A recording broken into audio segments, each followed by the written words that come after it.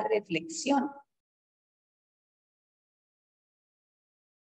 Recuerden que la ética es la reflexión que hacemos sobre nuestros actos humanos. Entonces, ¿cuál sería la parte ética allí?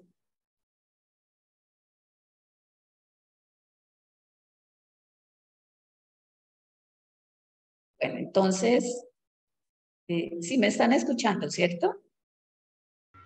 Sí. Bueno, la parte ética es cuando el individuo hizo esa reflexión y primero decidió ir a vacunarse. Dijo, ¿será que está bien que yo vaya y me vacune? Ahí él tuvo que hacer una reflexión sobre sus acciones. Y también tomó una decisión cuando ya sabía que era asintomático, pero que era positivo, tomó una decisión y él también tuvo que haber reflexionado, ¿será que esto está bien o no está bien?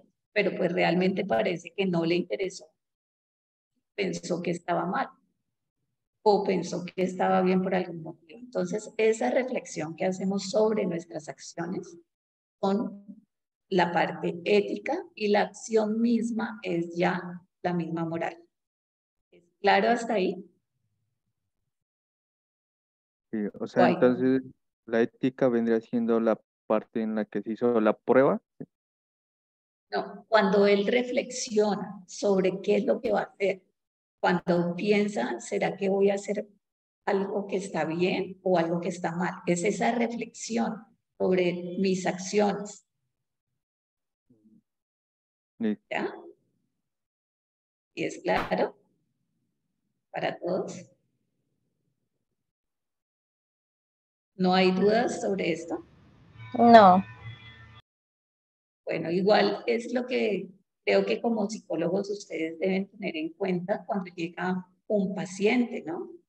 Primero conocerlo como ser humano un poco más, no solamente qué es lo que le está pasando, qué es lo que tiene que lo está abrumando, sino que puede haber más allá de eso, porque de ahí dependen muchas cosas y las reflexiones que él haga sobre sus comportamientos.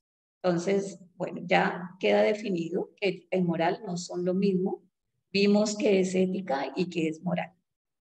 ¿Listo? Entonces, continuamos con algo que es muy importante también para todos los profesionales sanitarios.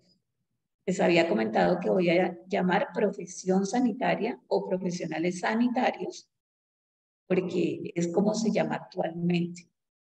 Cuando yo hice el máster en comités de ética, me llamó mucho la atención que todas las bibliografías internacionales y más actualizadas hablaban de profesionales sanitarios, profesiones sanitarias, y al comienzo, la verdad, a mí me sonaba como fea esa palabra, pero es así como se usa realmente. Entonces, profesionales sanitarios. Y una de las condiciones claves que debemos tener en todas nuestras profesiones de salud o profesiones sanitarias es esto que llamamos secreto profesional. ¿Por qué? Porque es un derecho fundamental que tenemos todos los seres humanos y es el derecho a la intimidad, a nuestra intimidad. Siempre que pensamos en secreto profesional, debemos también tener en cuenta que hasta en la Constitución Política, en el artículo 78, vamos a encontrar que es un secreto, un derecho fundamental inviolable. No podemos violar la correspondencia de otras personas, no podemos tratar de meternos sin permiso en la intimidad de nadie. ¿Sí? Entonces, vamos a ver de qué se trata, por qué esta intimidad en una persona, en un ser humano, es tan importante para un psicólogo el poder guardar esta confidencia que le hace un paciente, el poder pensar de que él está confiando plenamente en ustedes, el que uno va al psicólogo, uno espera que nadie más se entere de lo que le voy a contar a este profesional. ¿Sí? Miremos entonces. La intimidad es la parte interior que solamente cada uno de nosotros conoce de sí mismo. Y ahí la importancia. ¿Por qué? Porque en la intimidad, en nuestra intimidad, tenemos todas las cosas que pueden ser, que pensemos que son detestables en nosotros, que son oscuras, que son malas, digamos el odio, el rencor, cuando pasa, eh, cuando uno va conduciendo un carro, como me lo han comentado muchas personas, se le atraviesa un motociclista inesperadamente, ¿cierto? Siente muchas cosas feas que uno diría, terrible lo que estoy pensando con ese motociclista que ha pasado. ¿Por qué? Porque se me pasó y quiero hacer mil cosas con él. Pero también tenemos en nuestra intimidad las cosas lindas, todos los sueños, todas las cosas maravillosas que queremos hacer, la solidaridad que tenemos con otros. Entonces, por eso es tan importante cuidar de esta intimidad, porque esa parte solamente la conoce cada uno de nosotros. En mi caso, Dios y yo, ¿sí? Para los que creemos en Dios, en un ser superior o en cualquier ser superior que crean ustedes. Digamos que en mi intimidad, como creo que en la de todos, existen cosas que ni le cuento a mi esposo, ni le cuento a mi hija, ni le cuento a la persona que yo más amo, porque eso solo lo conozco y no quiero que nadie más lo sepa. De ahí la importancia de cuidar esa intimidad.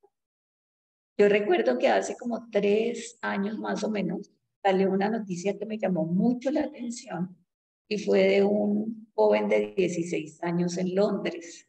Era un prodigio del violín, era una promesa de la música y resulta que por cosas de la vida eh, tuvo una pareja de su mismo sexo. Alguien lo grabó y eso salió en las redes sociales. Ustedes saben que las redes sociales son muy buenas, pero que las redes sociales son, pueden ser fatales en algún momento. Eso también debemos cuidarnos de no poner todo en las redes sociales, nuestra intimidad. Pero a veces colocan, no, es que hoy estoy estrenando un Ferrari, no es que ayer estuve en las playas de Miami, ¿sí? Y por esta razón, alguna vez uno de mis compañeros tuvo que cerrar todo porque le iban a secuestrar sus hijos. En este caso de este joven, todo salió a la luz con ese video. ¿Y qué pasó? Que fue la noticia que más me alarmó. Se tiró de un puente muy alto en Londres, de suicidio. Tenía 16 años, una promesa de la música. Entonces, la intimidad, por eso hay que cuidarla mucho, sobre todo como psicólogos que ustedes ya son. Pero esto no sale, el secreto profesional no sale de la nada. Tiene un antecedente histórico que es el secreto profesional. Y para todos, digamos, estamos bajo el juramento hipocrático, que es el que juran los médicos, que ya está con otras palabras mucho más claras, ¿no? Porque el original pues tenía palabras muy difíciles de... Entonces, a ver, le voy a pedir el favor a Julián que nos lea esta parte que habla del secreto profesional, juramento hipocrático, por favor. Listo, profe. Juramento hipocrático. Lo que pueda oír y ver en el curso del tratamiento y aún fuera de él, con respecto a la vida de los hombres, que no deba divulgarse. Lo guardaré dentro de mí mismo, considerando hablar de ello como algo deshonroso. Ah, sí, gracias. Entonces, mire, lo que aquí dice muy claro es que ustedes cuando tienen un paciente, que todos los profesionales sanitarios cuando tenemos un paciente, no nos vamos a dar cuenta solo de él, de sus problemas, ¿no? Lógicamente y con mayor razón, ustedes como psicólogos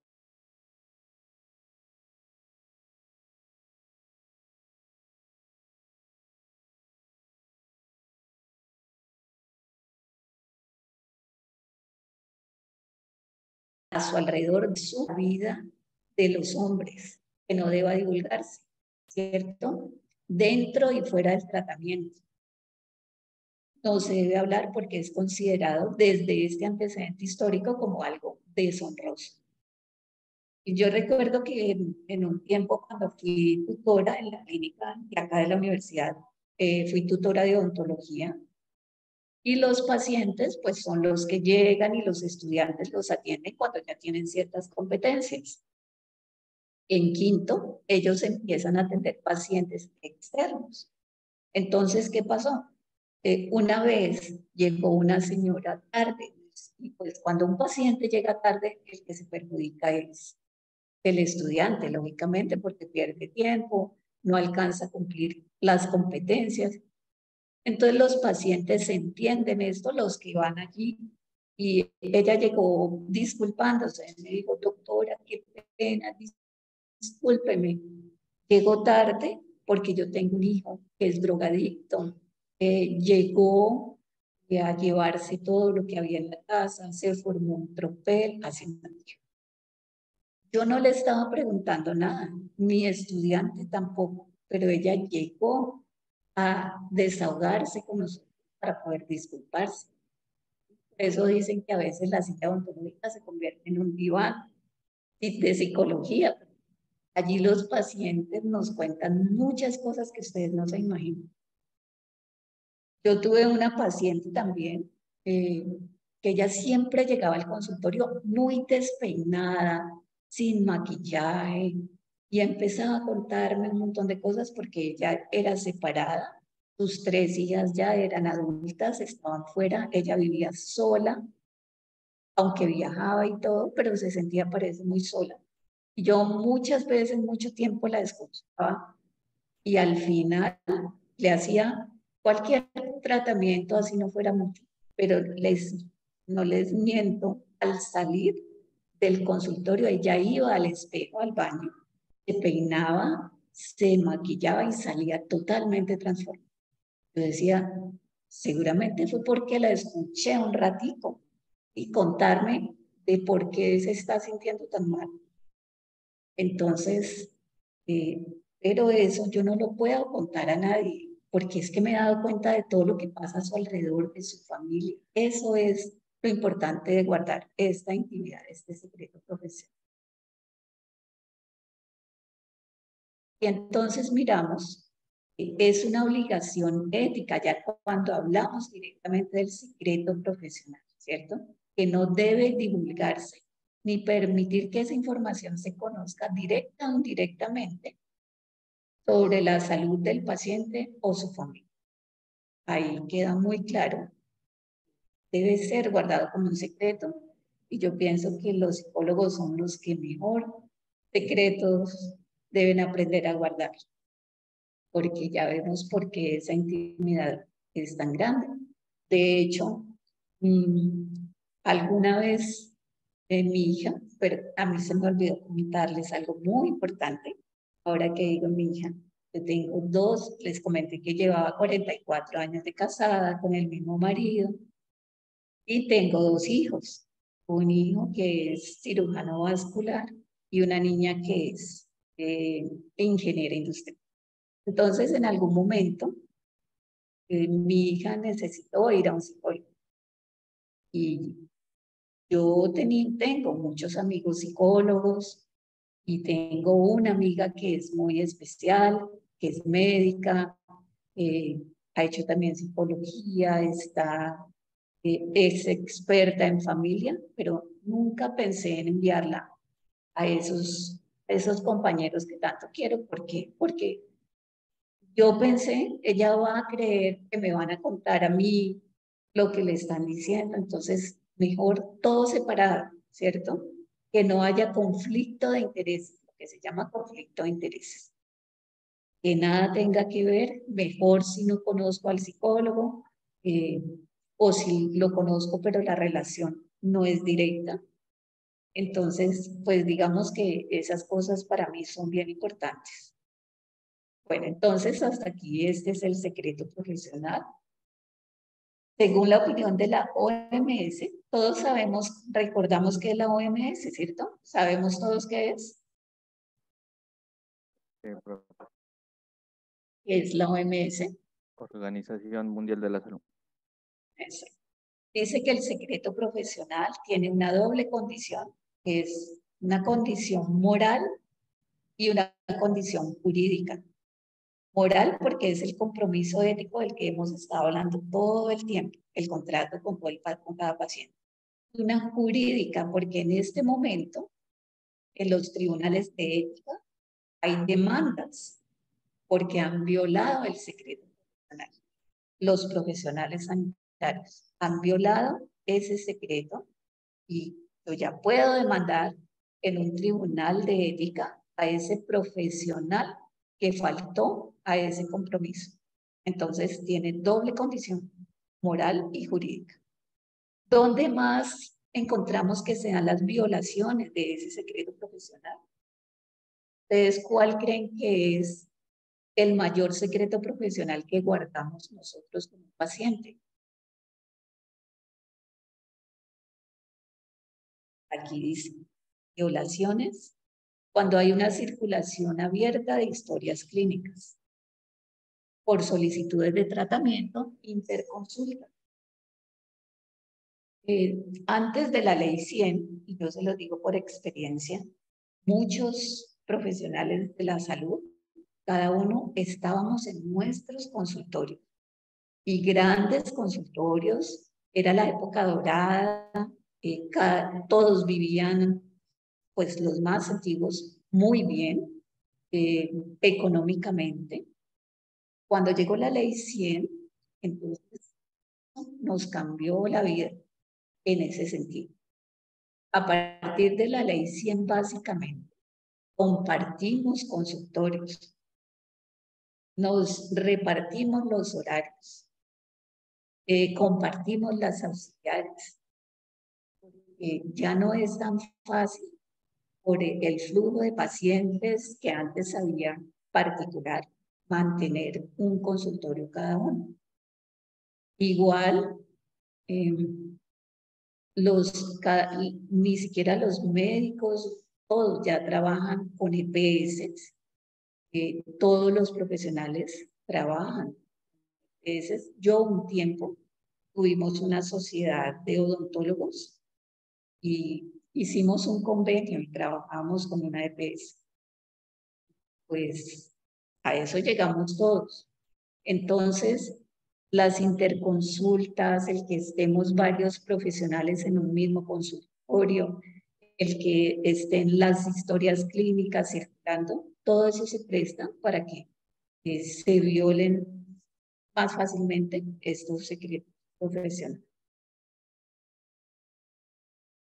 Cuando hacemos interconsultas, muchas veces dice la OMS que podrían realizarse sin brindar el nombre del paciente o con códigos de identificación de la OMS, pero en Colombia realmente, desde lo que yo he visto, desde mi experiencia, eso no se puede, no se ha logrado. Yo trabajo con medicina prepagada de salud oral, eso no es posible. Entonces hay que proteger ese secreto profesional desde otro punto de vista. Hasta allí, ¿cómo vamos? ¿Está todo claro? ¿Hay alguna pregunta? A ver, ¿quiénes estamos por aquí? Claro, profe. Bueno, ¿quién era que estaba también antes? ¿Dilian? ¿O Dilian? ¿Cómo se llamaba? No, Brenda sí está. Elena. Sí, Dylan, aquí estoy, profe. Dylan. Dylan. Exacto. Ok, Dylan, sí. Me acordaba más o menos. Listo. ¿Todo claro hasta el momento? Bueno. Sí, señora, todo claro.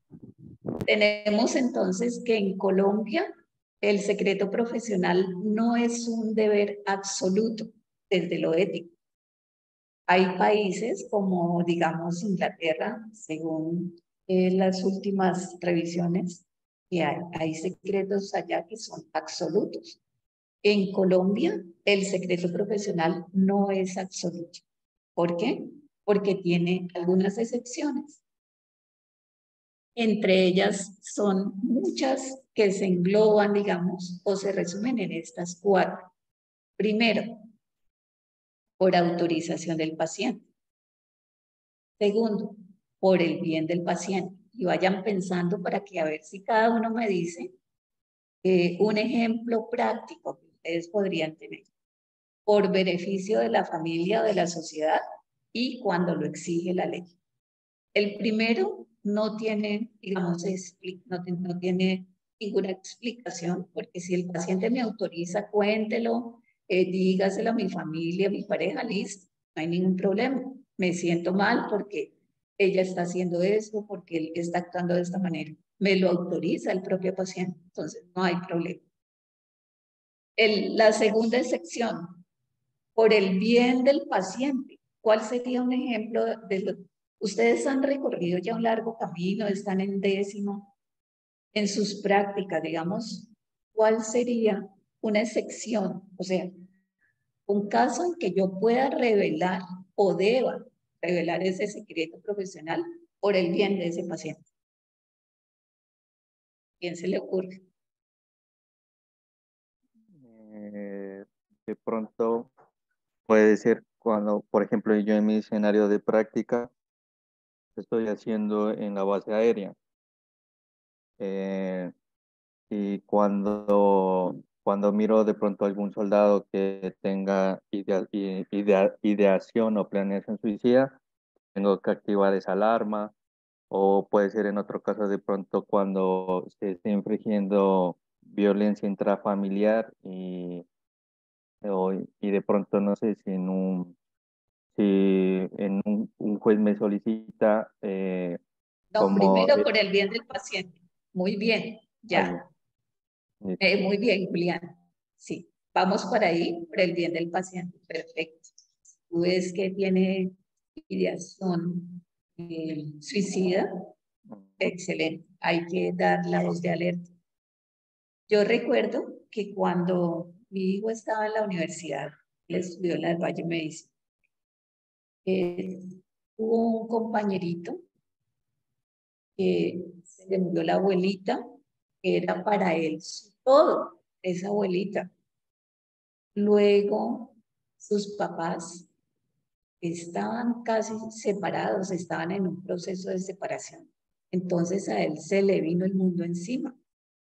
Él era en ese momento un estudiante de medicina como de 7º semestre. Y los compañeritos, los más amigos, por alguna razón empezaron a notar que tenía esa tendencia. Y me dieron la voz de alerta. Y pudimos hacer el proceso, bueno, con todos los profesionales, con el apoyo del programa, y salió adelante. Ahora es un cardiólogo exitoso, pero sí, muy bien, Julián. Eso es un momento en que, por el bien del paciente, hay que informar acerca de eso. Ahora, por beneficio de la familia o de la sociedad, ¿cuál sería? ¿Beneficio de la familia o de la sociedad?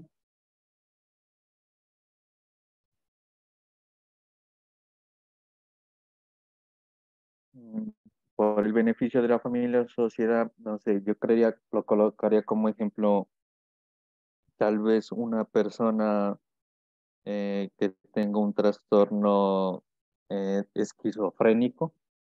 Sí, bien. A ver Entonces qué dicen. se le informaría a la familia, y puesto que las personas esquizofrénicas también presentan conductas disruptivas o como ellos Exacto, dicen que escuchan voz y tienen ganas de matar. exacto. Muy bien. A ver, Dylan, ¿otro ejemplo se te ocurre?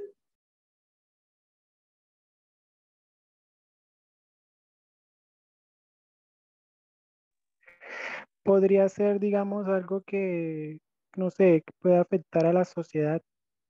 Sí, Ejemplo podría ser, no sé, eh, digamos, un paciente que tenga, no sé, mala conducta hacia los demás, Ah, sí, como a conductas de agresión y pues de hacerle daño a la otra persona. exacto, muy bien. Entonces, allí también que habría como poner eh, en voz de alerta, ¿no? A las personas que están con ellos, a la familia, si es en la universidad, el grupo de compañeros. Y el último, digamos, es cuando lo exige la ley. Este, igual que el primero, pues este no tiene pierde. Este no hay nada más que hacer. No, que cuando la ley lo exige la ley. ¿Y qué le va a exigir la ley? Por eso es tan importante eh, la historia clínica, ¿cierto? Porque la ley nos exige es la historia clínica de ese. Y es esa historia la que todos debemos tratar de hacerlo lo mejor posible, lo más detallada, porque la ley, cuando lo exige, va primero al Tribunal de Ética, al Tribunal Civil y al Tribunal Penal, y es el caso. No sé si ustedes recuerdan cuando mataron a los diputados que secuestraron en el Consejo de Cali. No sé si ustedes son muy jóvenes, ustedes, pero hubo en el Consejo de Cali secuestraron a varios concejales y se los llevaron. Solamente quedó uno vivo que todavía está. No recuerdo en este momento el nombre. El resto los mataron. Entonces, ¿qué hizo la ley para poder identificarlos? Le solicitó a las EPS que tenían su historia clínica para identificarlos en ese caso, porque ya habían muerto. Pero digamos también, si hay un homicidio, si hay algún problema de agresividad, lógicamente a ustedes, como a todos, nos solicitan la historia clínica.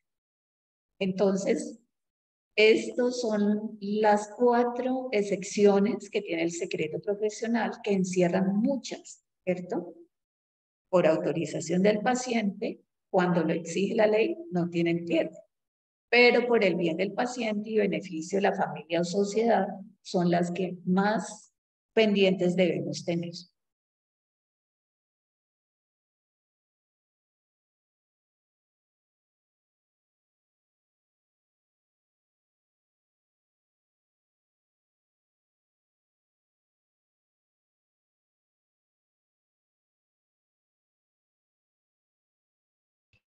Profe apagó el micrófono.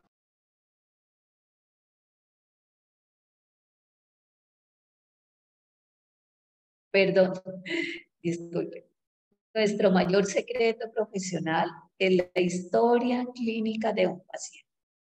Hay que aprender a hacerla lo mejor que podamos, muy detallada.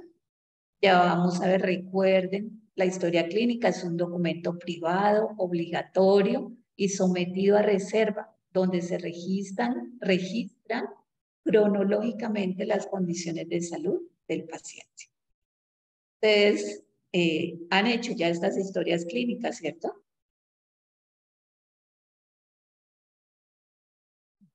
Sí, profe. ¿Cierto? Yo estuve en un colegio donde me encontré a estudiantes de psicología. Allí en Belisario Caicedo estuve con mis estudiantes de odontología.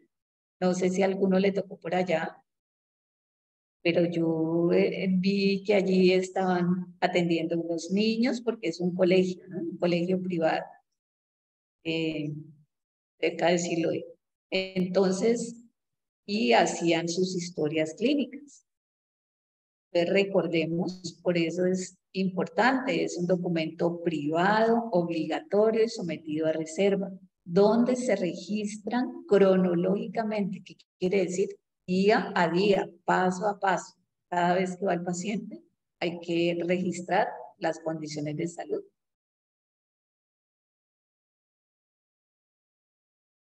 Tenemos aquí entonces, a ver, y quiero que los que no han hablado Y a ver, si miramos estos dos casitos que son sobre secreto profesional para ver si esto quedó bien clarito antes de pasar a lo siguiente.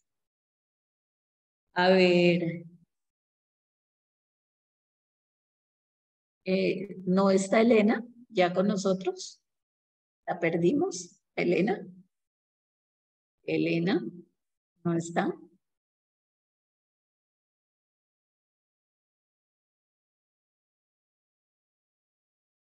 ¿Quiénes estamos por aquí?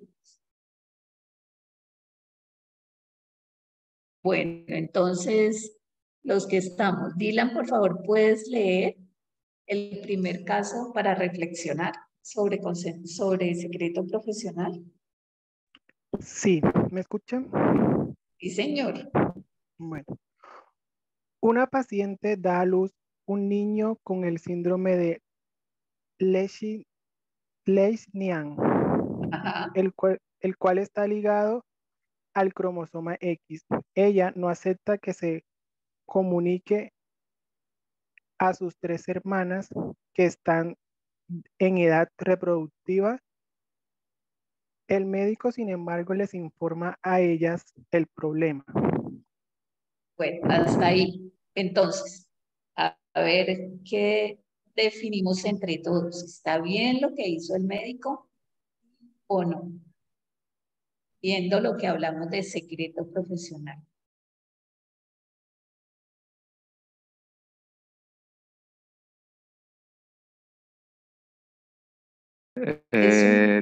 Tengo, no sé, tengo la duda como, o mejor dicho, no entiendo cuando dices de las 3 hermanas que están o sea, en edad reproductiva se refiere que son Bueno, menores de edad, ¿no? ¿Verdad? ya te explico. Mira, es una paciente que genéticamente, saben, los síndromes son genéticos, ¿cierto? Entonces, da a luz un niño con un síndrome que se llama Leishman. Y este está ligado al cromosoma X. ¿Recuerdan el cromosoma X de quién es? ¿De las mujeres o de los hombres? Es el cromosoma de las hombres. Entonces, ella no acepta que el médico, o sea, le dice al médico que no le cuente a sus 3 hermanas. Y estas 3 hermanas están en edad reproductiva, o sea, que pueden también tener, van a poder a concebir, a tener hijos. Entonces ella le dice que por favor no les cuente a sus hermanas. Sin embargo, el médico le informa a ellas el problema que tienen. ¿Hizo bien o hizo mal? Ah, ya. Entonces las 3 hermanas hacen parte de la paciente, ¿no? Es hermana de la... Exacto. Sí, sí. Entonces, pues no sé, yo considero que sí, por, porque como eso puede ser genético, entonces yo creo que las 3 hermanas sí deberían saber cómo esa problemática, no sé. Ok, a ver qué opinan Brenda y Dylan.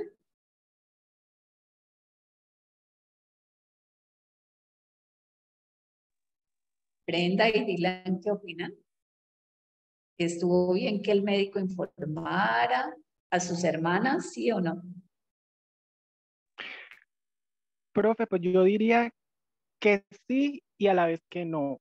Porque digamos, sí, porque digamos que es algo que afecta, es familiar, el síndrome es familiar, es congénito. Y digamos que eso afecta pues a las hermanas que están en proceso de gestación, ¿verdad? Entonces digamos que sí, por ese lado. Y que no porque, digamos que porque la paciente le dijo al médico que no lo comentara. ¿Sí Entonces digamos que el paciente, el médico también como que comete la falta ahí diciendo de que no, o sea, le dice, la paciente le dice que no lo diga, pero él aún así lo dice. Pues lo digo yo Oh, desde ese punto. sí, señor. Vamos entonces a ver. Elena está por ahí. Elena, para ver qué opina. Sí, profesor, lo que pasa es que estaba teniendo a una familiar, entonces por eso no pude participar ahora. Tranquila. A ver, Elena, No sé si escuchaste este caso, a ver qué puedes opinar. Primero la paciente da luz a un niño con el síndrome del S. Sí, señora, ella tiene un niño con un síndrome que está asociado a un cromosoma y le pide al médico que no le cuente a sus hermanas, pero sus hermanas están en etapa reproductiva, es decir, que pueden también tener hijos. Sin embargo, el médico le informa a sus hermanas sobre el problema. ¿Qué opinas? ¿Estará bien o estará mal? Ay, profesor, pues con base en lo que decía anteriormente, que pues no sé si también la familia pues debería saber ello, porque como es, pues creo que es algo familiar, entonces yo creo que pues no está mal pues el doctor, digo yo, no sé. Ok, bueno, entonces sí, vamos entonces a resolver la incógnita, ¿cierto? Recuerden que tenemos unas excepciones que tiene el secreto profesional. Y una de estas excepciones es que si es por beneficio de la familia o de la sociedad, yo lo puedo, sin faltar a la ética, yo lo puedo informar. Como aquí pueden las hermanas, están en edad reproductiva, posiblemente van a tener también sus hijos, si así lo desean. Y como es una enfermedad genética que está ligada a un cromosoma X, que es precisamente el de las mujeres de esa familia. Entonces, ese sería una de las excepciones. Por el bien de la familia, de la sociedad, el profesional puede y debe informarle al resto de sus hermanas que si van a tener hijos, corren ese riesgo de tener un niño también con el mismo síndrome. Que eso no siempre sucede, pero es un riesgo, un factor de riesgo muy alto. Yo sé que ustedes aquí han escuchado hablar muchos factores de riesgo, ¿cierto? Y ese es un factor de riesgo muy alto que tienen sus hermanas. También, entonces, es decisión de sus hermanas ya, si lo tienen o no lo tienen, corriendo ese riesgo, pero es deber ya de ese médico informar porque deben estar pendientes de ese sí. ¿Es claro hasta ahí? Sí. Ok, listo. Para todos, Dylan, Julián, Brenda, ¿es claro para todos? Sí, profe. Sí, profe. Muy bien. Ahora miremos entonces el siguiente. A ver, si nos puedes leer, Elena. ¿Puedes leer ahí, por favor? Sí. Un psicólogo trabaja con el servicio seccional de salud en una zona de violencia. El alcalde le ordena que cuando llegue un guerrillero a consulta debe ser informado a la policía. El psicólogo se niega a esto por considerarlo violatorio del secreto profesional. ¿Qué opinan entonces? ¿Qué opinan entonces ahí? Nuevamente, ¿está bien con que el psicólogo se niegue a considerarlo, se niegue por considerarlo violatorio del secreto profesional? ¿O está mal porque está incumpliendo una orden del alcalde? ¿Cuál sería ahí la decisión a tomar? Correcta por el psicólogo. Yo opino que está correcto lo que hizo el psicólogo, porque si lo colocamos en la postura de que si este alcalde lo dice, no tiene como, como la orden no es tan legítima, debería que ser, la orden la debería quedar un juez por escrito, pienso yo. ¿Okay? Ujú. A ver, gracias, Julián. ¿Quién más opina? A ver, Brenda, que ahorita no la escuchamos. ¿Qué opinan de este caso? Profe, es que se me está yendo y viniendo el internet mucho.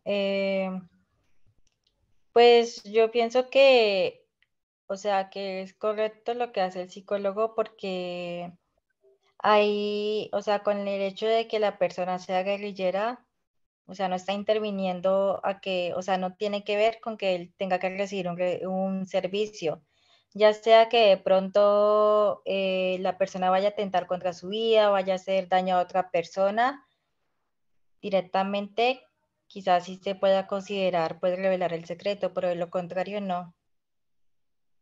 Ok, bueno, muy bien. Creo que está muy claro. Entonces, miren, cuando ustedes le van a hacer la historia clínica a un paciente y ese paciente es un narcotraficante, es un guerrillero, es un paramilitar, al margen de la ley, lo que ustedes quieran. Generalmente en las historias clínicas debemos colocar cuál es la ocupación, ¿cierto?, de cada paciente, porque por ahí inicia que vamos conociendo. Por eso yo quería conocerlos a ustedes, saber con quién iba a tratar, con quiénes iba a hablar, qué escolaridad tenían, porque yo no puedo hablar lo mismo con estudiantes de segundo semestre que lo que hablo con ustedes. Entonces, siempre le preguntamos a nuestro paciente cuál es su ocupación. Si nosotros le preguntamos a uno de estos sujetos que están, digamos, al margen de la ley, ¿qué creen que nos van a contestar cuando les preguntamos cuál es su ocupación? ¿Qué creen que contestan? ¿Qué se les ocurre que contestan ellos? ¿Qué les van a contestar? Si ustedes les preguntan cuál es su ocupación. Creo que con mentiras. Por ejemplo, ¿qué les van a decir? Empresario, Exacto. ganadero. Empresario, negociante, muy bien. ¿Qué más? Muchos dicen agricultores, otros dicen, microempresarios, emprendedores, ¿sí? Cualquier cosa nos van a decir, pero nunca nos van a decir lo que realmente son, si es que están en ese caso. Entonces, en ese sentido, está muy bien lo que hace el psicólogo al negarse a considerarlo violatorio, por considerarlo violatorio el secreto profesional. Primero, nosotros como profesionales sanitarios, como profesionales de la salud, debemos atender al paciente independientemente, si lo necesita, independientemente de qué sea, porque eso le corresponde a la autoridad. Nosotros no somos la autoridad competente para definir que sea un guerrillero, que sea un nada, absolutamente. Él es nuestro paciente y nosotros somos sus profesionales de la salud que en ese momento estamos dispuestos a ayudarlo. Porque si él viene a nosotros es porque quiere y busca ayuda y confía en nosotros. Entonces, en ese caso está muy bien que el psicólogo no cuente, así esté incumpliendo al alcalde, pero ni siquiera vamos a saber qué es un guerrillero, qué es un porque no nos va a decir, no tenemos forma de saberlo. Entonces, por ese lado, estamos libres también de eso. De hecho, en las zonas rojas de Colombia, en los hospitales y en urgencias hay policías o personas encargadas de estar pendientes de eso, ¿no? Y son los que en las puertas o en las entradas verifican quién es o no es. Entonces, está muy bien que el psicólogo se niegue a eso porque violaría el secreto profesional.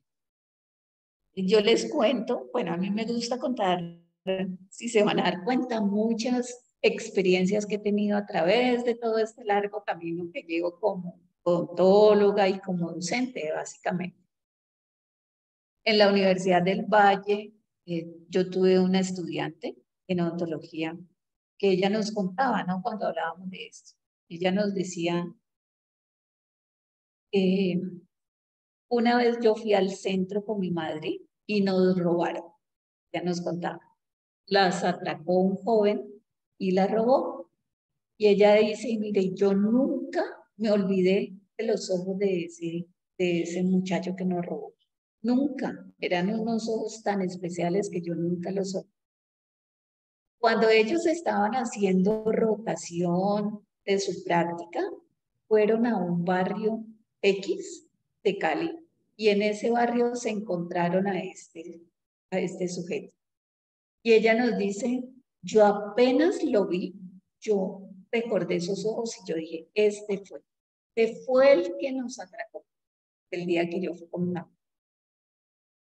Y ella nos dice, yo les digo muy sinceramente, en ese momento yo sentí tanta ira, tanto odio que yo dije, es mi momento de vengarme. Yo tengo una fresa en mis manos. Ustedes saben cuál es la fresa de ontología, ¿cierto? La que todos le tenemos terror, que no nos gusta ni el ruidito ni lo que hace. Ella dijo, yo tengo una fresa, una pieza de mano con una fresa en mis manos, es el momento de hacerle sentir mucho dolor. Dice, pero al momento, dice, yo reflexioné y dije, él es mi paciente y yo soy su doctora. Y él vino a mí confiado en que yo lo ayudara y lo atendió como un paciente, sin recordar que ese joven, por cualquier circunstancia, era el que los había atracado. Entonces, pues, es recordar que en ese momento ustedes son quienes están ayudando a esa persona que ha ido confiado a buscarlos.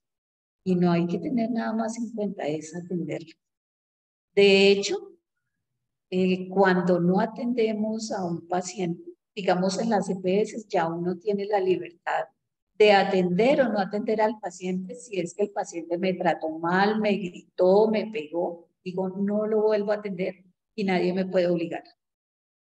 Igual el paciente puede decir, yo no quiero más con ese doctor porque no me gusta, porque no me ayudó, que me lo cambie. Eso dice la ley 100. Pero siempre y cuando no haya una urgencia. Y es una urgencia vital. Todos tenemos el derecho de atender al paciente en el momento indicado, porque si no, eso se llama omisión de socorro. Es decir, que no atendemos a un paciente que urgentemente lo necesita. Pero si no es una urgencia, tenemos todo el derecho, tanto el paciente de decir no me atienda usted más, como yo decir no lo atiendo a usted más. Entonces, es en doble dirección esa decisión que podemos tomar, siempre y cuando no sea una urgencia. Entonces, pues, esto es el caso para reflexionar que también tenemos. Bueno. Y pues veo que ya está muy claro lo del secreto profesional. Me alegro mucho por eso. Continuamos entonces con decirles que existe una resolución que se llama la resolución 1995 de 1999. Para que ustedes lo tengan muy claro, todas las resoluciones se lee el número por parejas, pero la fecha sí se lee normalmente. Entonces se dice resolución 1995 de 1999, para que nos quede claros a todos y siempre lo recordemos. Se lee por parejas el número de la resolución, pero la fecha sí se lee igual, normalmente. ¿Qué dice esta resolución? Pues que hay unas características especiales que tiene la historia clínica, ¿sí? La historia clínica tiene 5 características según lo que dice esta resolución. Y son secuencialidad, integralidad, oportunidad, disponibilidad y racionalidad científica. Cuando hablamos de secuencialidad, era lo que decíamos al inicio, que la historia clínica debe ir registrando secuencialmente todos los estados de salud de ese paciente. La integralidad, pues que debe ser integral. Por eso le preguntamos por los sistemas, cómo se encuentra, muchas cosas. Digamos, ¿qué me puede decir de ustedes su historia clínica más o menos cómo es y qué pregunta? si me ayudan con eso, porque realmente nunca he ido a un psicólogo, no sé quién me puede ayudar. ¿Qué preguntan ustedes más o menos integralmente en su historia clínica?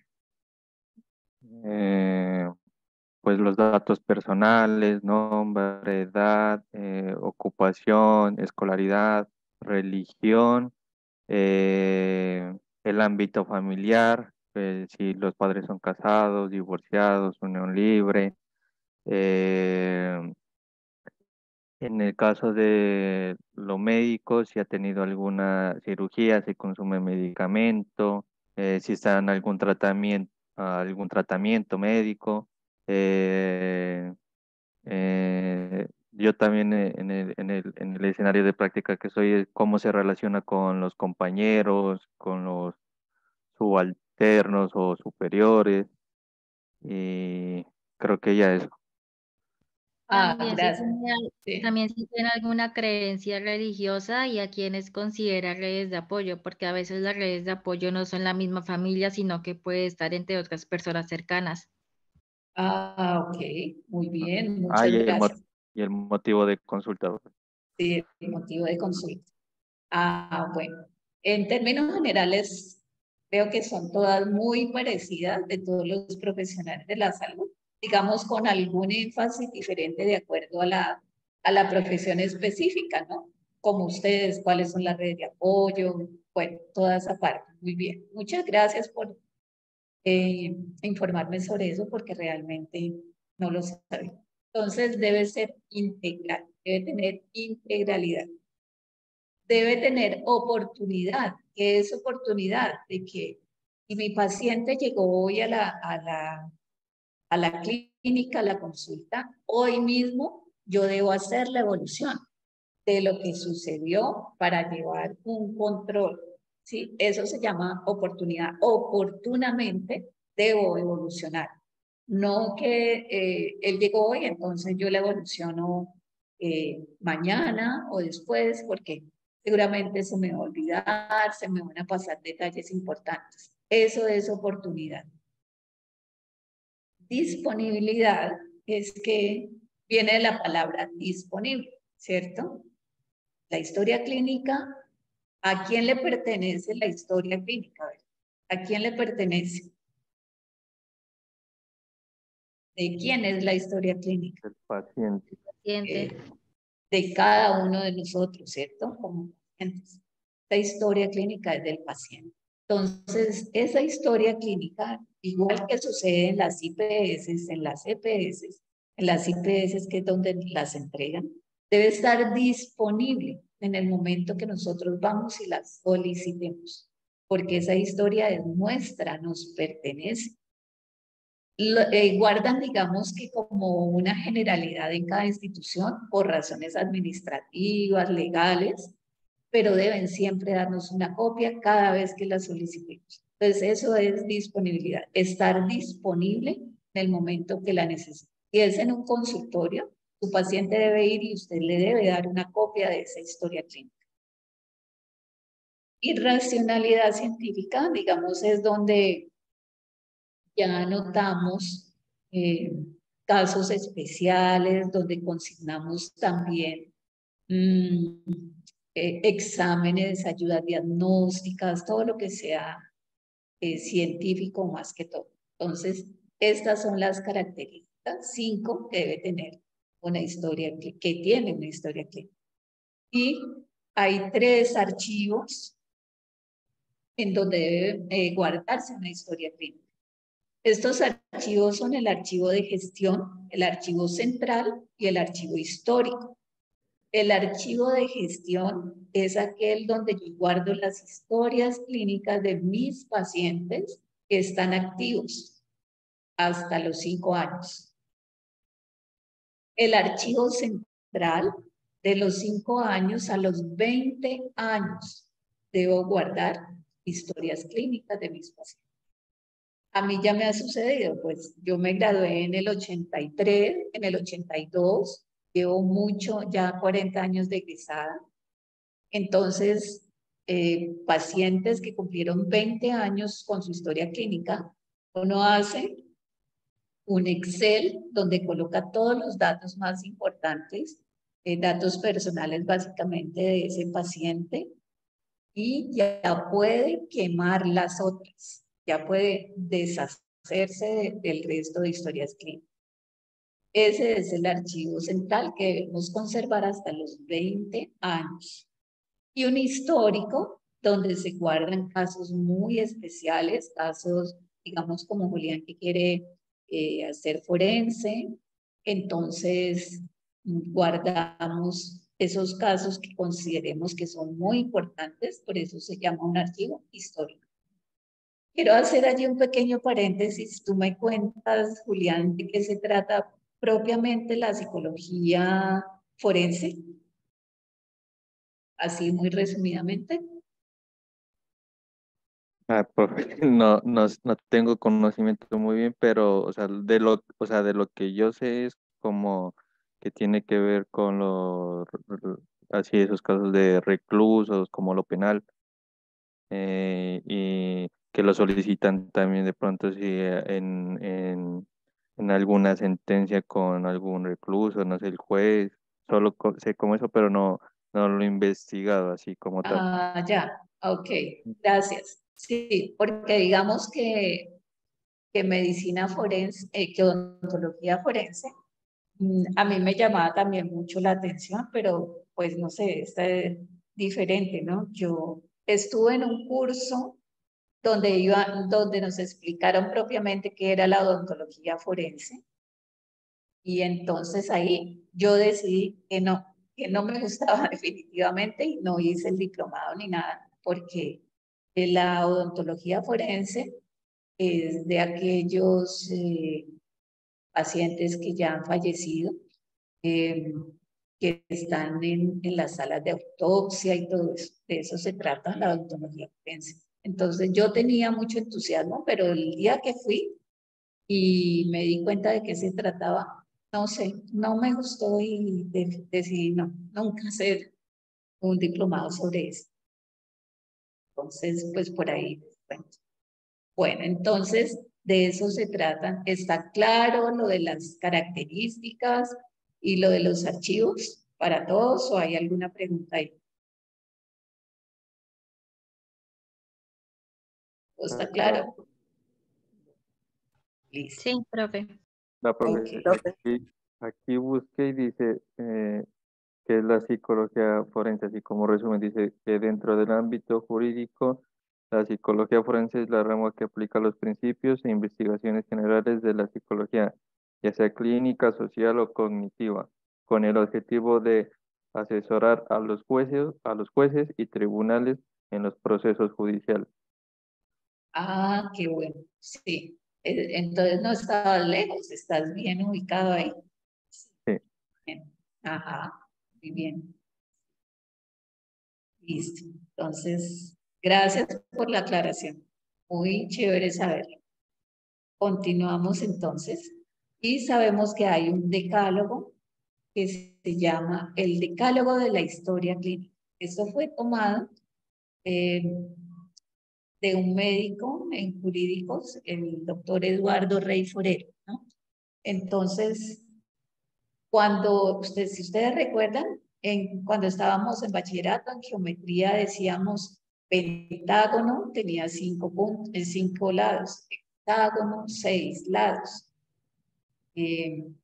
Aquí vemos decálogo, está hablando de 10, ¿cierto? Decálogo de la historia clínica. Entonces, el primer punto es escriba en forma legible. Es muy importante. Ustedes siempre hemos visto que dicen que los médicos tienen letra de médico, le dicen, ¿no? Es que usted tiene letra de médico. Los pobres médicos tienen muy mala fama que porque no se les entiende lo que escriben. Y algunos, pues sí, es verdad. Entonces es muy importante escribir en forma legible. Tanto el paciente entienda cuál es la fórmula que le dio, cuál es la dosificación, o que el psicólogo le diga, usted debe hacer esta reflexión, no sé, cada 4 días, ¿sí? Pero que el paciente entienda exactamente qué es lo que yo quiero que él haga. Entonces, siempre en forma legible. Si voy a hacer una interconsulta, pues que mi compañero también sepa qué es lo que le estoy.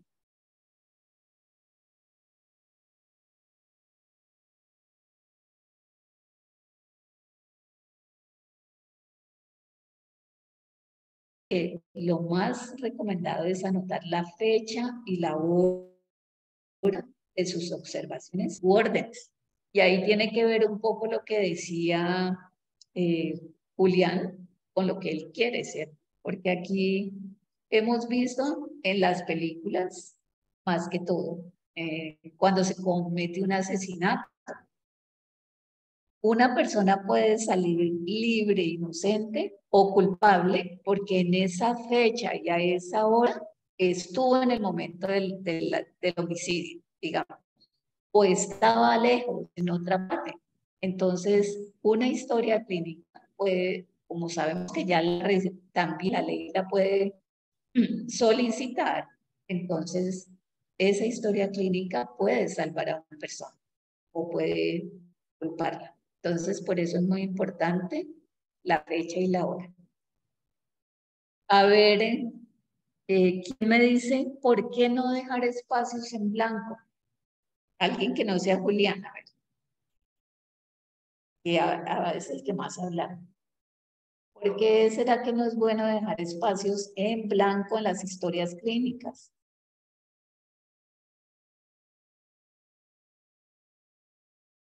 ¿Qué se les ocurre? Cuando hay espacios en blanco, ¿qué puede suceder?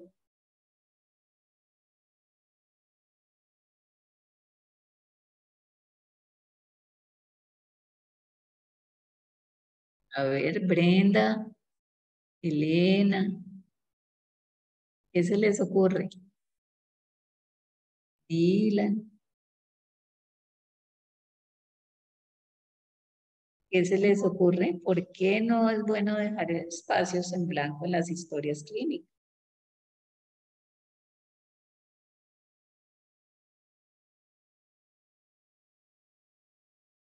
Profesora, una pregunta.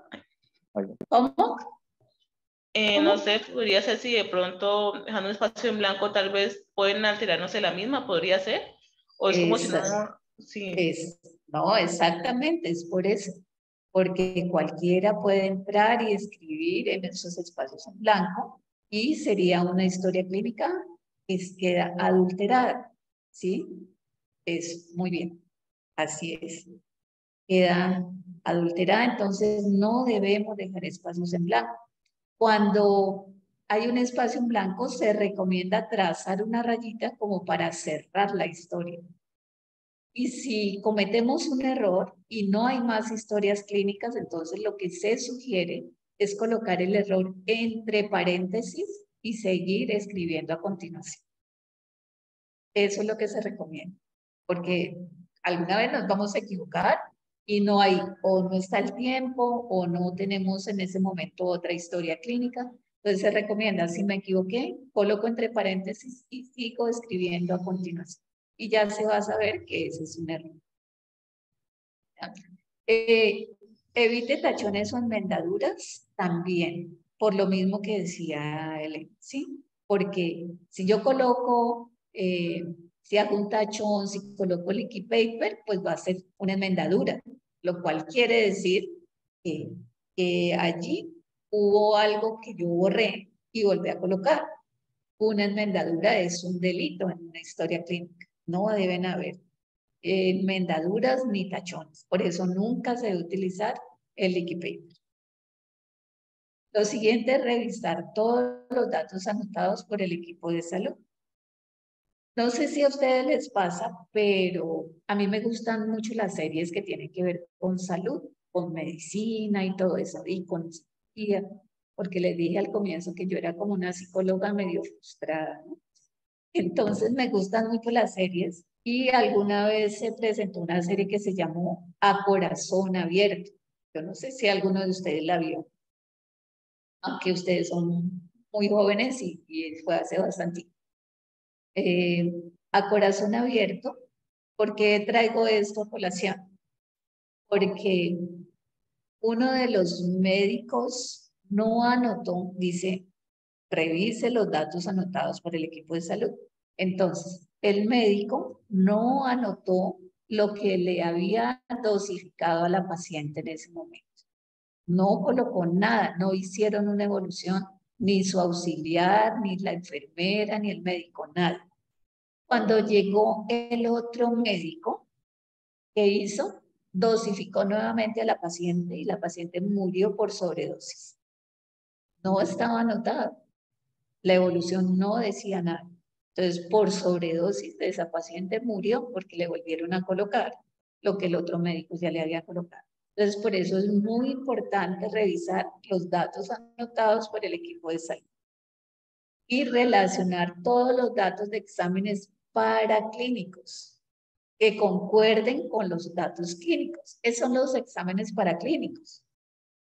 Los exámenes paraclínicos son todas esas ayudas diagnósticas que nosotros solicitamos en un caso dado al paciente. ¿En psicología hay algún examen paraclínico o alguna ayuda diagnóstica que yo no conozco bien sobre eso? ¿Me pueden decir?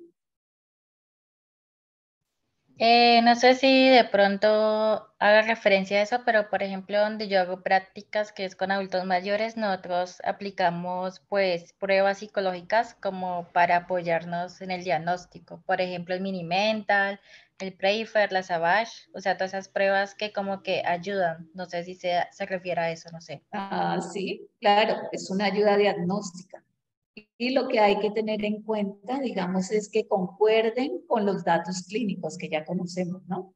Antes digamos, definir qué tratamiento le vamos a dar.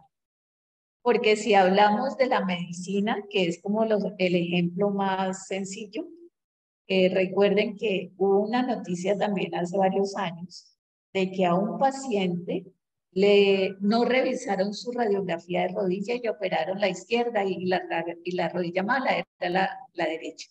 Entonces es relacionar todos esos datos de exámenes paraclínicos, ayudas diagnósticas que coincidan con los datos clínicos, con lo que estamos viendo, con lo que tenemos realmente en el paciente, para pues no causarle más daño al paciente.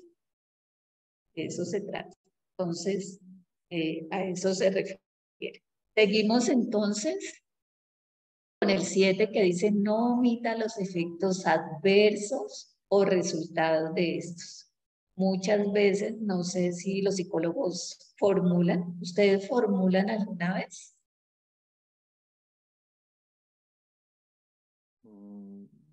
No, formular medicamentos no.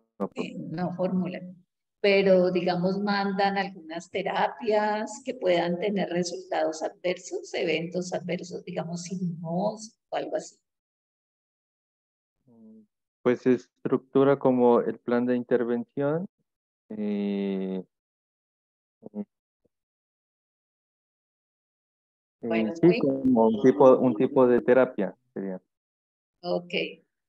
Es posible que alguno de estos, que alguno de estos, de estas terapias pueda tener eventos adversos en algún caso, ¿sí?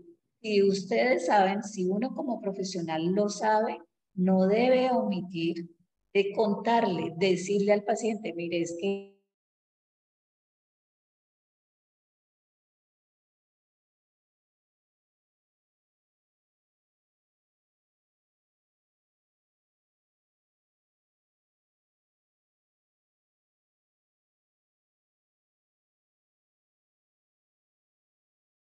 hay que decir.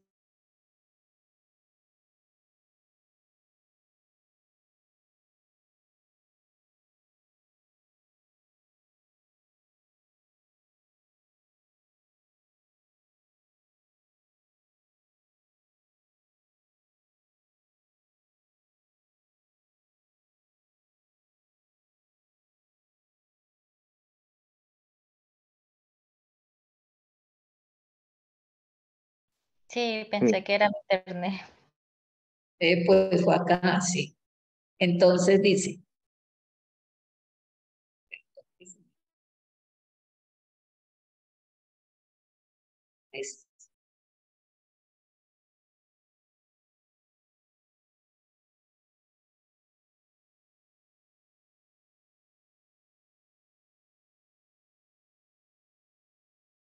ya, estamos de nuevo ahí, ¿cierto?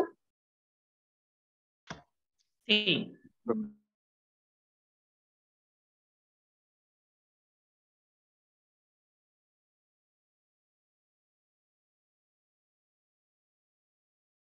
Las siglas o abreviaturas, debe escribirse palabras completas, palabras completas. Para evitar malos entendidos, porque por esto se ha dado también muchas demandas que han ganado los pacientes, porque el paciente dice, no, yo no entendí lo que usted me decía, y eso era otra cosa, que no era. Entonces, hay problemas por eso, ¿ya? Entonces no deben haber siglas ni deben haber abreviaturas. El otro es lo que hablábamos de proteger el sigilo profesional, cuidar ese secreto de nuestros pacientes. Y lo último que vamos a ver ahora a continuación, vamos a descansar 5 minuticos, si les parece, 10 minutos, 5 minutos. Y retomamos para terminar. Algo que es muy importante es obtenga por escrito del paciente o su sustituto válido el consentimiento para las acciones médicas o quirúrgicas. Toda acción clínica debe tener un consentimiento escrito registrado en la historia clínica. ¿Sí? Entonces, paramos aquí, ¿les parece? Vamos a descansar 5 minutos y continuamos con el siguiente tema, ¿de acuerdo? Bueno, ¿Les parece? Bueno. Sí. Ok.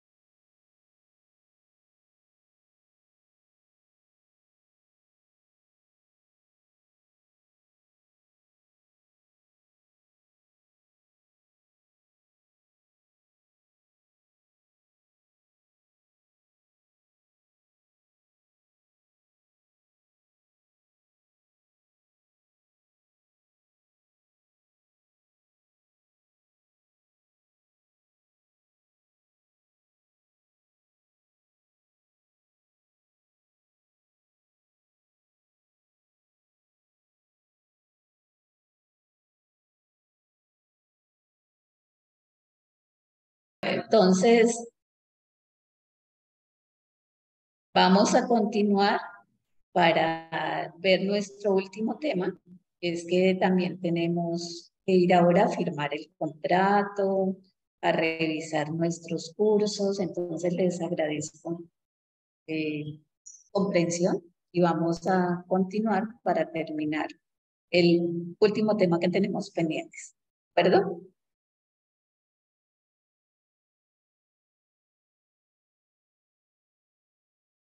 ¿Ya estamos todos otra vez?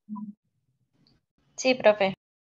Bueno, muchas gracias. Continuamos entonces. Vamos a hablar de algo que también es muy importante y que es lo que congestiona muchísimo los tribunales de ética, luego también los tribunales civiles y los tribunales penales, y es el,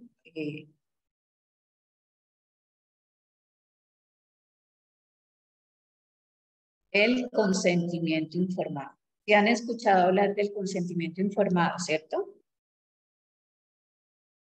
Sí, profe. ¿Lo han utilizado? Sí. Sí, claro, a veces en las prácticas uno utiliza mucho lo que es el consentimiento. En psicología nosotros tenemos, Entonces, vamos. estaba diciendo que tenemos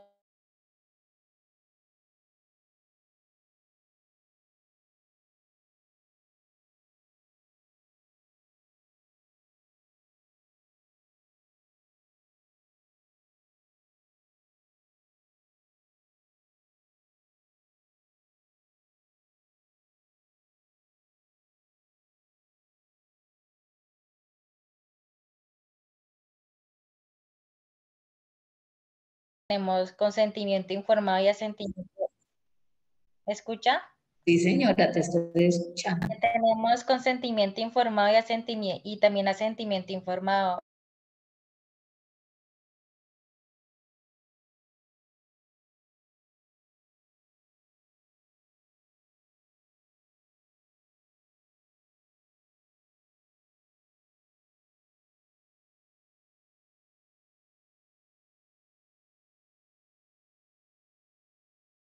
Es mayor de edad. Ah, ok. Entonces, pues voy a comentarles acá lo que tenemos desde la ética y la bioética con respecto al consentimiento informado. No sé, de pronto se utiliza diferente en otros sitios, pero es lo que vamos a ver. Bueno, para que ustedes sepan desde la bioética cómo está organizado lo del consentimiento informado, porque es importante para que lo tengan en cuenta y pues mirar si se averigua o si esa es la forma. Tenemos entonces que el consentimiento informado es también un derecho fundamental que tenemos a la autonomía. Es igual que el derecho fundamental a la intimidad con el secreto profesional, tenemos también un derecho fundamental a la autonomía. Y ese derecho es el que nos deben respetar en el consentimiento informado. Entonces, vamos a ver un poquito de eso para terminar nuestro tema de hoy. ¿Cómo les ha parecido? ¿Les ha parecido importante saber toda esta parte? Sí. Sí, bastante. Ok, me alegro. Bueno, entonces miren, el consentimiento informado es, como les decía, el derecho a la autonomía, igual que el secreto profesional que tiene dos connotaciones, una moral y una jurídica. Tenemos que el consentimiento informado como derecho a esa autonomía está dividido en dos. Es el deber que tenemos todos los profesionales de la salud de presentárselo a nuestro paciente. Y es un derecho que tenemos todos los pacientes. Y esto termina en informar y consentir. Cuando nos van a hacer una intervención quirúrgica, por sencilla que sea, todas tienen riesgo. Todo lo que ustedes hacen, algún riesgo mental puede tener. Todo lo que yo hago tiene un riesgo, ¿sí? Por mínimo que sea. No existe nada que no hagamos, nada que hagamos que no tenga riesgo. Entonces, ¿qué debemos hacer nosotros como pacientes? Siempre pedir un consentimiento informado para sus familiares, sus mamás, sus tíos, sus hermanos. Si le van a hacer una cirugía de catarata, pida ese consentimiento informado. Cualquier cosa, por mínima que sea, tiene un riesgo. Entonces, hay que saber que es un derecho que tenemos todos como pacientes, pero también, sobre todo, es un deber que tenemos profesionales de la salud, ¿no? De presentarlo al paciente. ¿En qué se fundamenta? En que todos debemos tener la libertad para tomar decisiones, todos. No tenemos libertad para tomar decisiones, digamos, cuando hay un preso, ¿cierto? No puede tomar siempre, no tiene la libertad para tomar sus decisiones, sino que debe cumplir con determinadas reglas. Pero la libertad es eso, la opción que tenemos todos de tomar una decisión. Entonces, necesitamos siempre la libertad para ser autónomos, la capacidad de tomar libremente nuestras propias decisiones sin coacciones externas, sin que nadie nos obligue a eso. Entonces, esa autonomía es la capacidad que tenemos de tomar libremente nuestras propias decisiones. Y cuando hablamos de consentimiento informado, la competencia no es eso de que yo le voy a ganar, de que yo voy a ser el mejor, de que voy a llegar primero en la carrera, no. La competencia, cuando hablamos de consentimiento informado, es la actitud, la capacidad mental que tiene mi paciente de entender la información que le estoy dando.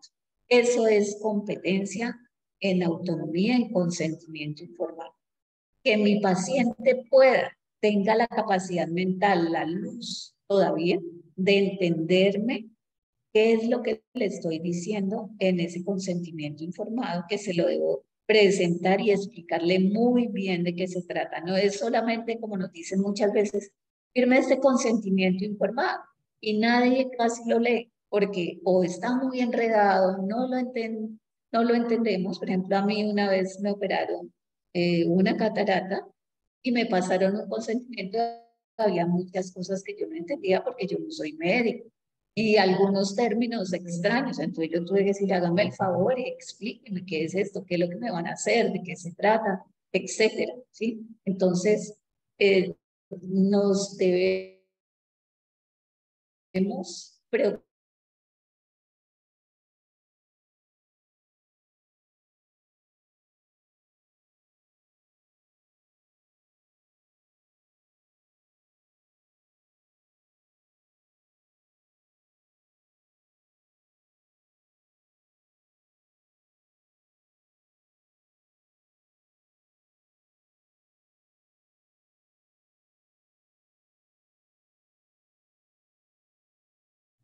Debe quedar claro, una vez más, debe quedar claro que no es un proceso continuo y gradual que se da entre el personal de salud y el paciente y que se consolida ya en un documento. Esto es muy importante que nos quede a todos muy clarito. ¿Cómo debe ser esa información que yo le doy a mi paciente para que me entienda? Hay muchas palabras, pero podemos resumirlas en esto. Debe ser una información clara, sencilla, oportuna, en el momento indicado, con la persona indicada, que sea veraz, que yo le diga la verdad, que sea apropiada y que sea concisa, que no sea tan extensa, porque al final, cuando uno dice muchas cosas, al final de pronto no le entiende. Que ponga el nivel de mi paciente, ¿sí? Por eso yo les preguntaba quiénes son, dónde están, para yo saber cómo hablarles, porque digamos en mi campo de odontología, yo no le hablo igual o no igual a un ingeniero que sabe de fuerzas. Si yo voy a hacer una prótesis, yo requiero unas fuerzas, ¿cierto? En la boca.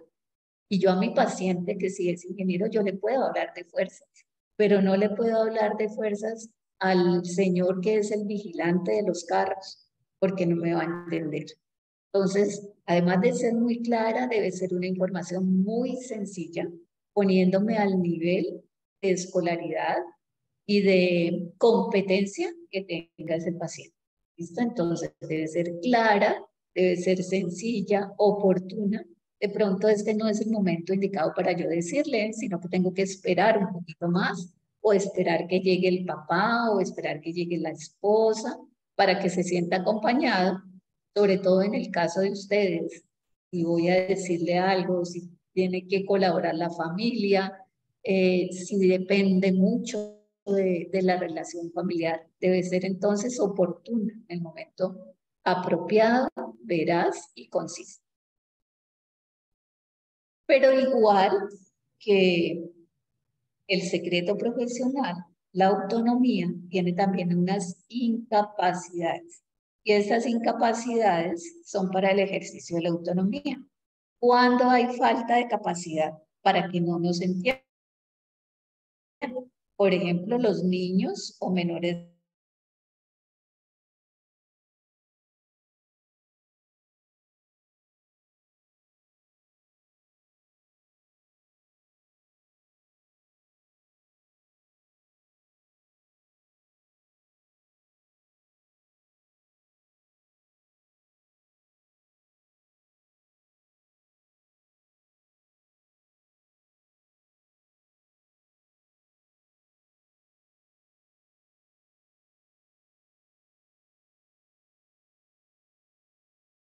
ya se está poniendo grave este internet acá, ¿no? Poniendo grave.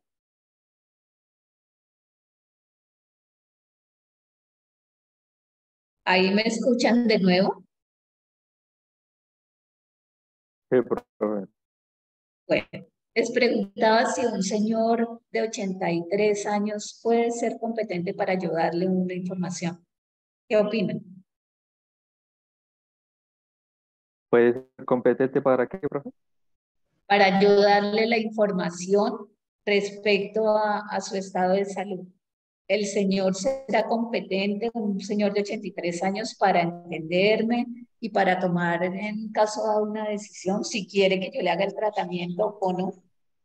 Yo pienso que depende de su estado mental, si tiene algún deterioro ligero, porque hay adultos mayores que son muy funcionales y que no se encuentran deteriorados, pero hay otros que sí tienen pues ese deterioro cognitivo ligero, que apenas está comenzando, otros que ya está más avanzado, otros que es más moderado, entonces depende del estado en el que se encuentre el paciente. Exactamente, muy bien. Por eso veíamos ahora que competencia, cuando hablamos de consentimiento informado, competencia es la capacidad.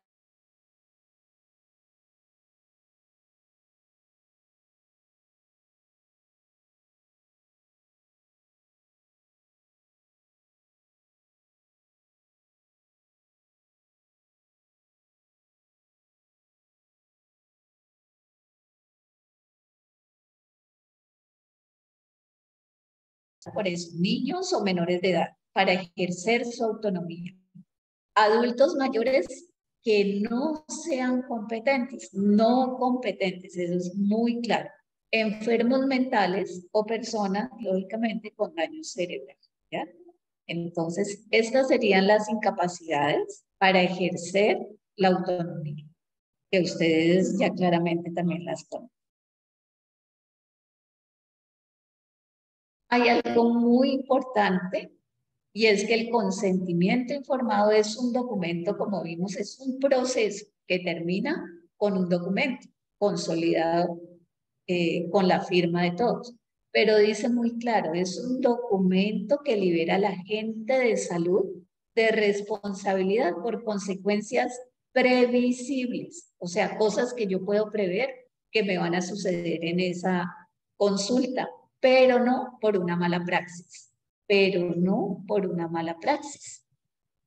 Es decir, yo he escuchado, no sé, y ustedes me corrigen, no sé si solo son los psiquiatras que hacen hipnosis o si también ustedes en algún momento lo hacen. Y estos tratamientos, estas terapias, perdón, tienen unas consecuencias que yo puedo prever. ¿Qué puede suceder? O que recuerde mucho, o que no recuerde nada, o que se quede dormido más de la cuenta. Consecuencias que yo preveo y le debo explicar al paciente. De eso, de esas consecuencias que yo puedo prever y que le he explicado al paciente, el documento me libera de toda responsabilidad, pero no me libera de una mala praxis. todas las profesiones sanitarias cumplimos protocolos. Me imagino que ustedes también siguen determinados protocolos. ¿Qué son esos protocolos? Primero este paso, luego el otro, luego el otro. ¿Es así o no? ¿Cumplen también protocolos? Sí, profe. Ok. Entonces, ¿qué es la mala praxis? Que yo no siga esos protocolos que ya están aprobados y aceptados de que están bien, de que son buenos. ¿Sí? Entonces, el consentimiento informado me libera de esas consecuencias que yo puedo prevenir, de que pueden suceder, pero no me libera de una mala praxis, que sería no cumplir con esos protocolos que me han enseñado que debo hacer. ¿Listo? Entonces, esto es muy claro que lo tengamos en cuenta, porque nos pueden demandar por mala praxis, pero no por consecuencias que ya le hemos dicho al paciente que eso puede suceder. Y entonces era de lo que hablaba ahora, no sé si era Brenda, no recuerdo, o Elena, no sé quién. Según la bioética tenemos 3 documentos. El primero de ellos es el consentimiento informado. El consentimiento informado lo firmamos todos los mayores de 18 años, que en Colombia es la mayoría de edad. Eso es muy claro. Existe otro documento que se llama consentimiento parental. No es parenteral, no, es parental, viene de padres o representantes legales. Lo firman los padres o representantes legales de los menores de edad. Deben firmarlo. Siempre un consentimiento parental de ese menor que diga que el padre o el representante legal me permite acceder a ese paciente y hacerle el tratamiento que está recomendado, que está indicado. Y un último, que es el asentimiento informado. Y este asentimiento informado, que lo declara la Comisión de Bioética, lo deben firmar como respeto a la autonomía de los menores de edad, menores entre 8 y 17 años. ¿Por qué 8 años? Porque suponemos que a los 8 años ya un niño sabe leer, escribir, entiende. ¿Qué se le va a hacer? De hecho, cuando vamos a las escuelitas, a los colegios, muchas veces los papás firman el consentimiento parental, pero al momento de ir a hacerle el tratamiento a un niño, él puede decir que no quiere, no abre la boca, en ontología, etc.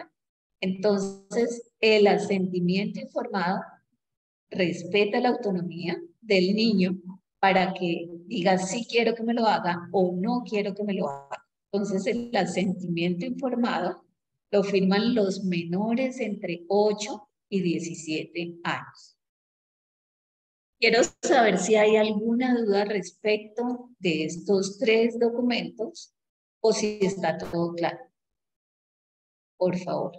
Profe, entonces en el caso de que yo tenga una persona menor de edad y te hago una intervención, tengo que presentar el consentimiento parental y el asentimiento informado a la vez.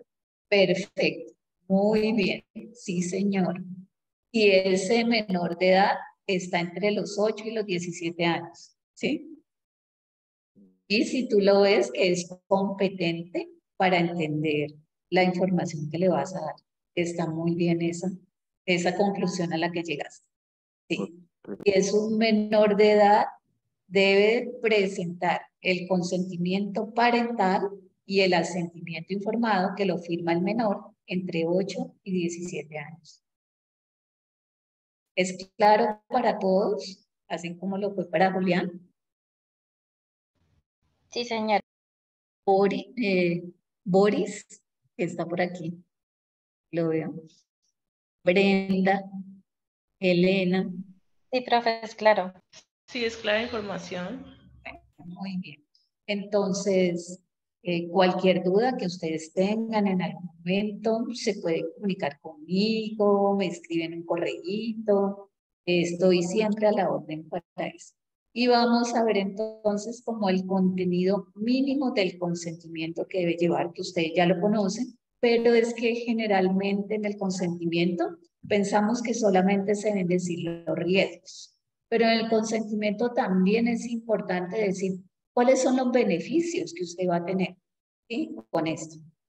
Entonces, nombres y apellidos del paciente y profesional sanitario que le informa, nombre del procedimiento que voy a realizar, diciendo en qué consiste, cuándo y cómo se llevará a cabo. ¿Qué beneficios puede esperar mi paciente de este procedimiento y qué consecuencias hay si decide no hacerlo? Informar riesgos del procedimiento, probables complicaciones y secuelas. Secuelas que le pueden quedar mal porque hubo una complicación y después de ese procedimiento. Diversas alternativas de tratamiento, tipo de terapias y sus riesgos y la fecha y firma del profesional, el paciente y testigos. En algunos casos es aconsejable, pero no necesariamente indispensable. Y la huella del paciente. Y con esto terminamos nuestra sesión de hoy. Espero que hayan estado a gusto, que hayan tenido un buen aprendizaje y que cuando nos volvamos a ver, todos estemos bien. Muchas gracias. ¿Alguna pregunta? ¿Algo que quieran decir? Los escucho.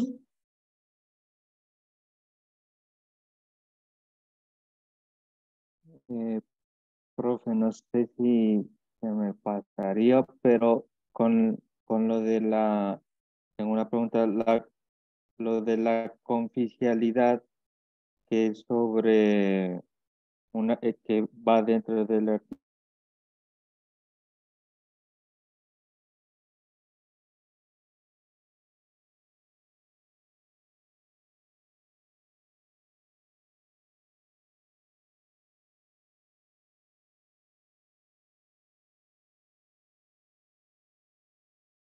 Numeral 3, ese hace parte del secreto profesional. Señor, sí, la confidencialidad lógicamente siempre es parte del secreto profesional, porque es la confianza que el paciente deposita en cada uno de nosotros buscando ayuda. Entonces es cuidar y corresponder a esa confianza que nos está brindando, ¿no?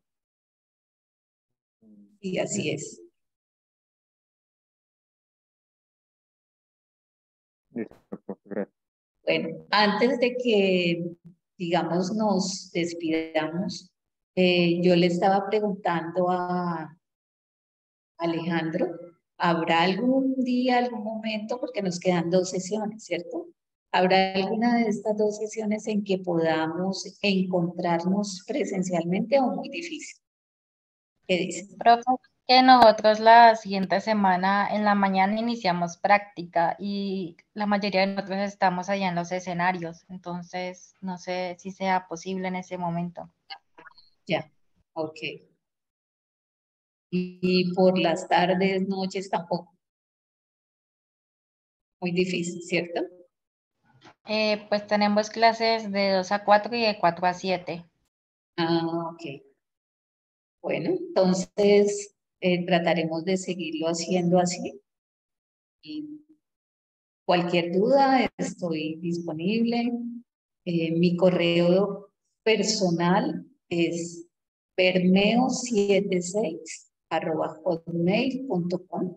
No se lo pueden preguntar a Alejandro. Cualquier duda, cualquier cosa, con mucho gusto. No sé si tengan algo más que decir.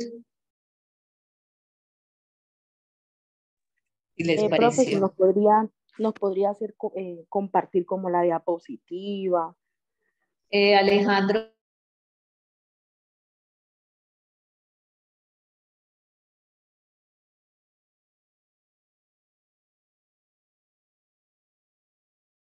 Muchas nuevamente. gracias. Con mucho gusto. ¿Algo más? ¿Algún otro comentario?